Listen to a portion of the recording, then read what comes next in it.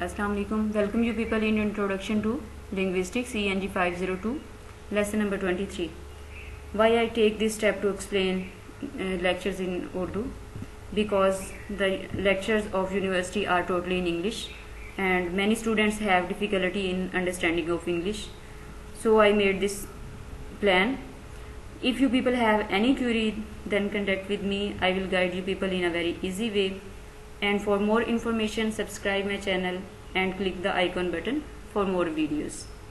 In lecture number 23, I will discuss surface structure, deep structure, structural ambiguity, symbols used in syntactic description, label tree diagram. तो ये सारी की सारी चीज़ें जो है हम लेसन नंबर 23 में कवर करेंगे और वेरी इजी वे में करेंगे।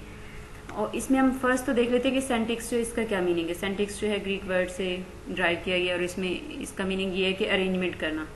अब बात करते हैं topic number 129 surface structure. Grammar में दो तरह की टाइप्स आ जाती हैं, एक है ट्रांसफॉर्मेशनल, दूसरा है जनरेटिव ग्रामर। और सरफेस स्ट्रक्चर जो है ये आउटवर्ड फॉर्म है सेंटेंस की। जब हम किसी भी जुमले को अच्छी तरह बनाते हैं तो उसमें तब्दीलियां कुछ पैदा करते हैं और फिर ये कि उसमें अब तब्दीलियां इसलिए पैदा करते हैं कि हमारा मैसेज जो अच्छे तरीके से दूसरे लोगों तक पहुंच सके। सरफेस स्ट्रक्चर जो है डीप स्ट्रक्चर से ही लिया गया है, लेकिन इसमें क्या है कि ट्रांसफॉर्मेशन की सीरीज बनाई गई है। डीप और सरफेस स्ट्रक्चर्स जो हैं ये यूज हो रहे होते हैं सिंपल बाइनरी ऑपोजिशंस में, एक दूसरे से मुख्तलिफ यूज हो रहे होते हैं। डीप स्ट्रक्चर की बात करें तो उसमें क्या है कि वो एक सेंटेंस जो हमें प्रोवाइड करता है कि आप देखें कि with the deep structure representing with the deep structure, जो डीप स्ट्रक्चर होगा ये हमें मीनिंग देगा और जो सरफेस स्ट्रक्चर है ये एक्चुअल सेंटेंस होता है जो कि हम यूज कर रहे होते हैं।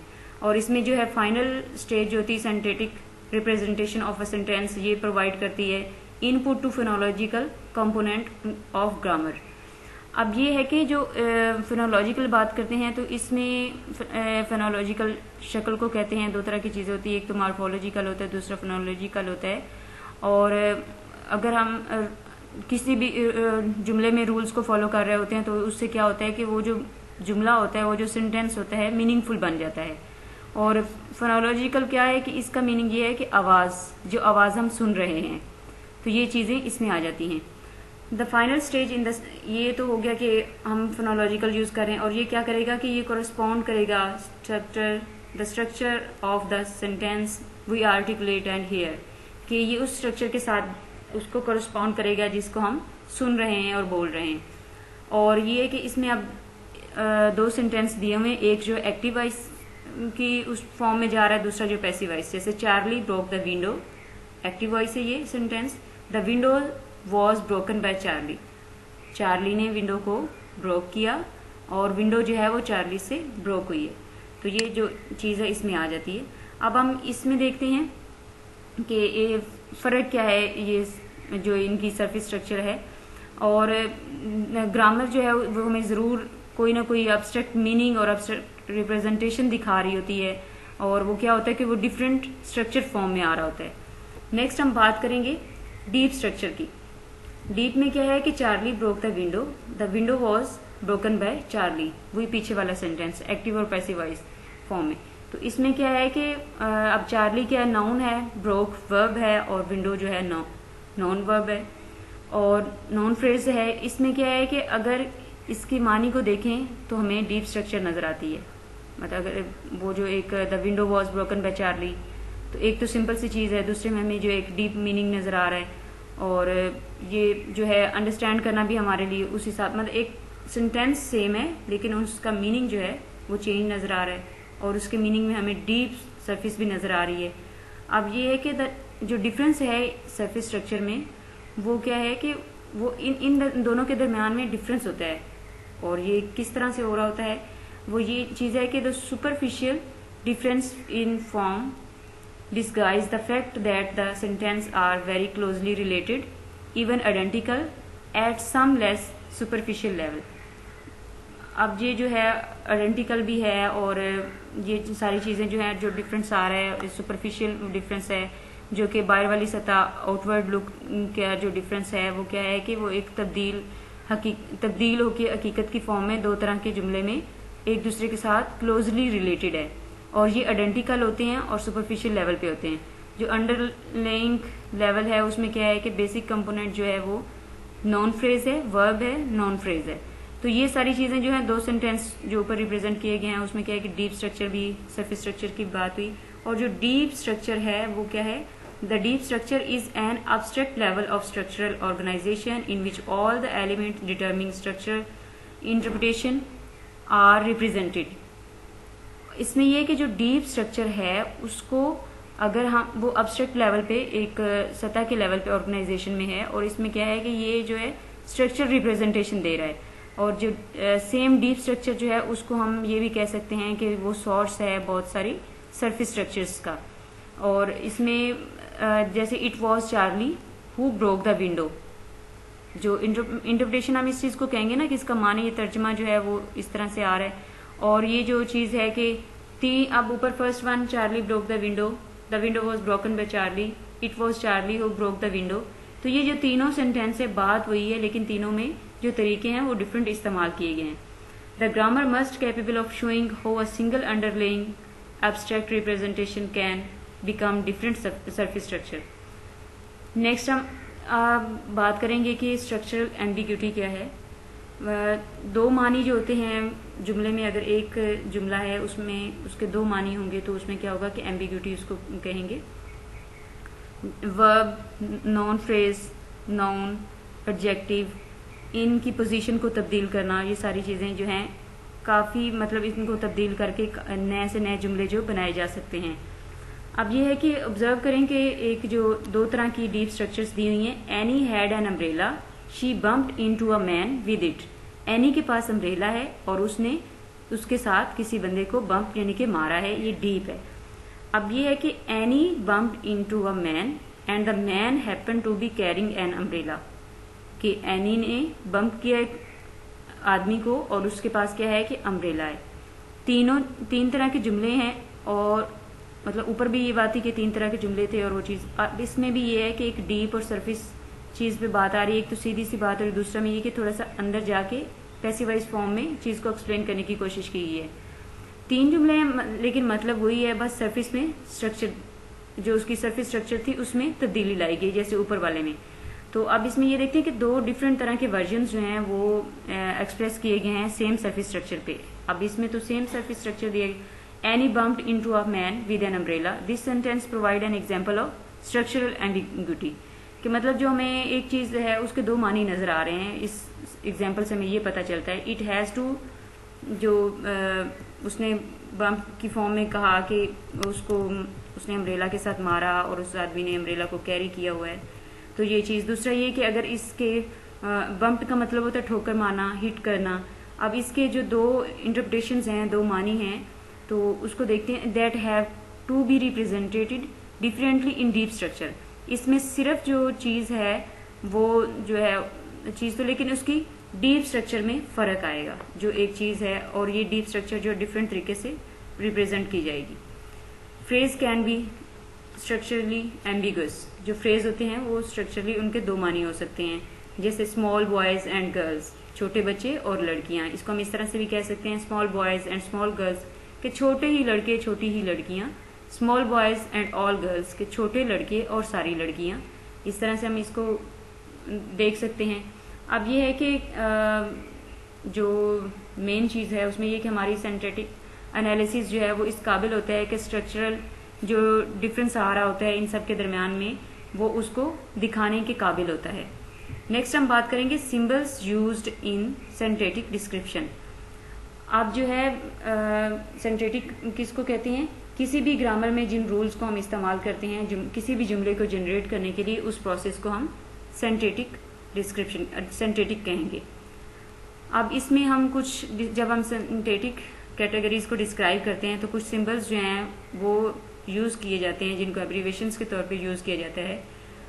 For example, S stand for sentence, NP stand for noun phrase and noun, RT article, V verb, VP verb phrase, PP prepositional phrase. तो ये कुछ सिंबल्स हैं जो कि यूज की जाती हैं। तीन तरह की सिंबल्स जो हैं वो सिंथेटिक डिस्क्रिप्शन में ज्यादातर यूज की जाती हैं। फर्स्ट वन इज एरो, और एरो को यूज करते हैं इस तरह से, NP arrow ARTN the dog, an article इसमें क्या होगा द, एंड नाउन क्या है डॉग। सेकंड क्या होगा कि पेयर ऑफ राउंड ब्रैकेट, ये जो आपको ब्रैकेट नजर आ रही है इसको हम कहते हैं round bracket. The dog and the small dog, ये क्या है नाउन फ्रेज है। अब नाउन, इसमें noun phrase, article, adjective, noun, ये सारी चीजें हो सकती। ये जो अबव मेंशंस हैं इसमें से क्या है कि आप उसको किस तरह से भी कह सकते हैं कि नाउन जो है फ्रेज उसको रीराइट किया जा रहा है एरो के साथ, an article and a noun with the option of including the an adjective. अब ये जो सारी चीजें थी और इनके दरमियान में एक जो पोजीशन है, स्पेसिफिक पोजीशन है इन सब के दरमियान में। अब अगर हम इस तरह से देखें कि अबव जो नोटेशन जिसमें एक्सप्रेस किया गया आइडिया जो है कि नाउन जो उसको रीराइट किया गया है ARTA और एन जो है नाउन के साथ लिए है, और इसमें ऑप्शन जो है एडजेक्टिव भी आ रहा है और एक खास पोजीशन बनाई गई है, तो ये क्या होगा कि ये सेकंड उसमें आएगा। अब ये कि अगर हम फ्रेज की बात करें तो फ्रेज क्या होता है कि छोटे छोटे जुमले होते हैं, कहावतें होती हैं, ठीक है। इन्हें हम क्या कर रहे होते हैं, ऑप्शनली यूज कर रहे होते हैं, और इसमें क्या होता है कि छोटी ब्रैकेट में हम चीज को एक्सप्लेन करने की कोशिश कर रहे थे खास तरीके से। अब जो हम बात करेंगे थर्ड की, वो है कर्ली ब्रैकेट। इस ब्रैकेट में क्या है, these indicate that only one of the element enclosed with in the curly brackets must be selected. अब जो है इसमें यह कि कोई अगर ये हमें दरमियानी ब्रैकेट है, इसको हम कहते हैं इजी, अगर अल्फाज में देखें तो इसमें यह है कि एक ये इंडिकेट करती है कि जो एलिमेंट जो इसको बंद किया गया है उसको इसमें जरूर जो है सिलेक्शन उसकी की गई है, उसको इम्पोर्टेंस दी गई है।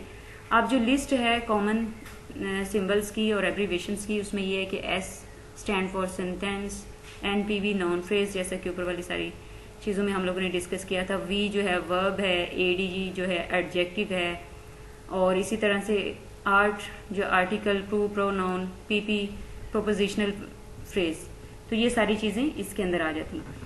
और इसमें ये कि ग्रामेटिकल सेंटेंस भी हैं, एरो को भी किस लिए हम यूज करते हैं, रीराइट करने के लिए। अब छोटी ब्रैकेट जो है उसको ऑप्शनल के तौर पे, और जो दरमियानी ब्रैकेट है उसमें ये कि उसको उस चीज को जरूर सिलेक्ट किया गया है। तो ये सारी चीजें इसमें मतलब इम्पोर्टेंट हैं पेपर के पॉइंट ऑफ व्यू से भी। अगर आप इनकी एक लिस्ट बना लेंगे तो आपके लिए ये इन सबको प्रिपेयर करना इजी हो जाएगा एग्जाम के पॉइंट ऑफ व्यू से।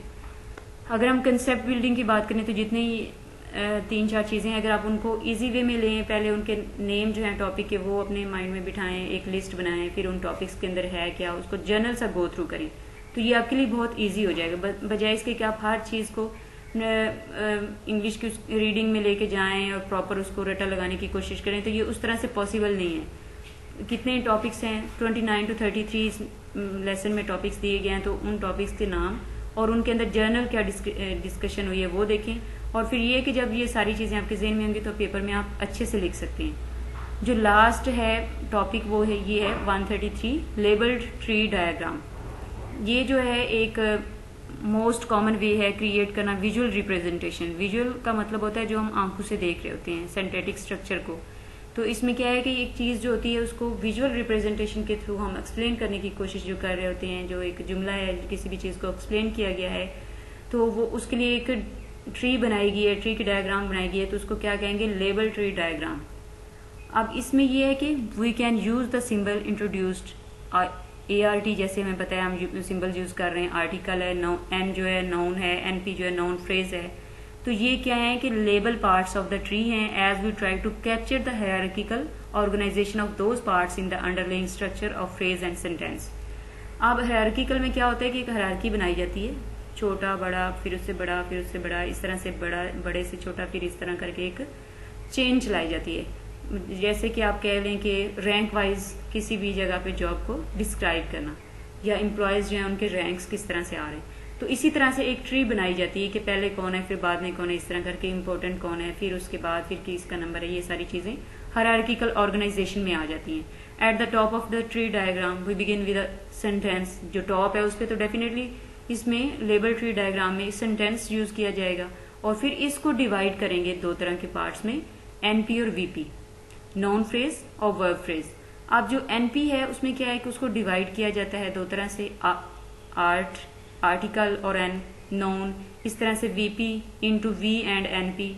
वीपी जो है वर्ब फ्रेज है और वी जो है वर्ब और नाउन फ्रेज है। तो ये सारी चीजें इसमें इस तरह से देखेंगे। अब जो ये है कि सरफेस स्ट्रक्चर की बात करें तो उसमें जैसे ART नॉन फ्रेज ऊपर दिया हुआ है, ART आर्टिकल जो है दा है, एन क्या है ये नाउन है और इसको गर्ल कहेंगे। अब जो आगे इसमें चीज दी गई है वो ये है कि NP noun phrase, ART article जो है दा है और नाउन क्या है गर्ल। अब हम थोड़ा सा नीचे वाली डायग्राम को देख लेते हैं कि इसमें क्या चीज बताने की कोशिश की है। टॉप ऑफ द डायग्राम जो कि शुरू उसका जो है वो सेंटेंस के साथ किया गया है, फिर उसके दो पार्ट जो है बनाए गए हैं NP और VP। अब जो NP है और VP है उनकी आगे से फर्दर डिवीजन की गई है। जैसे कि NP जो है आर्टिकल के साथ दा और नाउन के साथ गर्ल, VP जो है उसमें V है कि सा लड़की ने देखा, और NP क्या होगा उसमें आर्टिकल भी आएगा और नाउन भी आएगा। द गर्ल सा आ डॉग, ये एक सेंटेंस था। तो इसको इस तरह मतलब एक आसान से तरीके में एक्सप्लेन करने की कोशिश की कि हम एक ट्री जो बना रहे होते हैं किस तरह से उसके अंदर एक सेंटेंस को इफेक्टिव वे में एक्सप्लेन करने की कोशिश की जाती है। यहाँ तक हमारा लेसन नंबर जो है वो 23 कंप्लीट